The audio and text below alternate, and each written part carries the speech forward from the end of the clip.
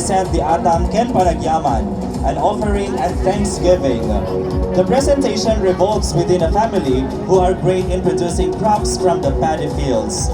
In the early years, a successful rice harvest guarantees a family's ability to feed itself for the subsequent year. As a routine, one morning, the father and child went to the field to plant brown rice or maluwit. The child saw a gigantic tree that captures his attention. This tree is a home for Abuos, weaver ants or canopy ants, which build their leaf nests upon the trees and produces eggs that serve as a food to the townsfolk. With the child's curiosity and eagerness, he smashed and destroyed the house of Abuos. As they went home, daytoy nga ubing kiatnan anungan. The child felt ill through the influence of an unseen spirit or creature. In order to the child to gain his strength, they brought their child and consulted to a faith healer called Albulario.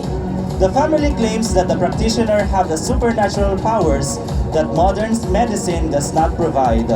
Unfortunately, the child's illness got worse. Nagtultuloy iti sakit ang mapaspasaran na. Then the family came to realize that their product or crop shall be offered as atang. They prepared the ritual or food offering as panagatang that is intended to drive away evil and malevolent spirits, as Ilocanos generally believe that there are spirits who live among humans, either of the dead or of other worlds, who need to be appeased whenever they are disturbed or offended. They offered maluwit and Abuos eggs to ask forgiveness to the unseen spirits that were disturbed by the child. Certainly, the child recuperated from his illness and gained his strength again. As a continued spirit of thanksgiving, the family and townsfolk offered their harvest and crops to the patron saint, Saint Roque, the patron saint for sick and invalids. Indeed, this calls for a merriment and thanksgiving. The townsfolk celebrated the miracle with joy and faithful gladness. Intayon buyain iti isang sangayan na kultura ken tradisyon. Contingent number 7, Atang Ken Panagyaman.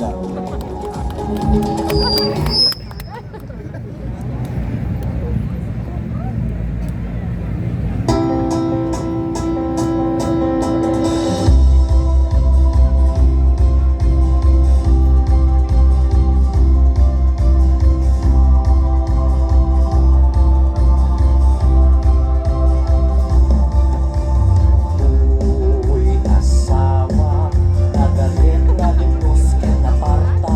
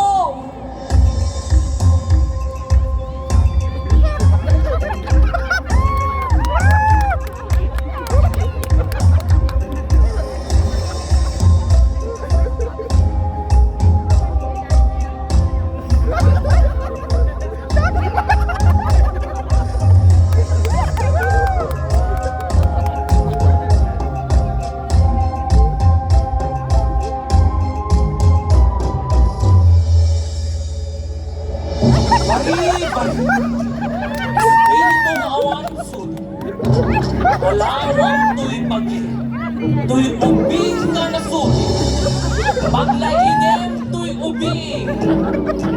Tala! Tala! Pumalaw ka!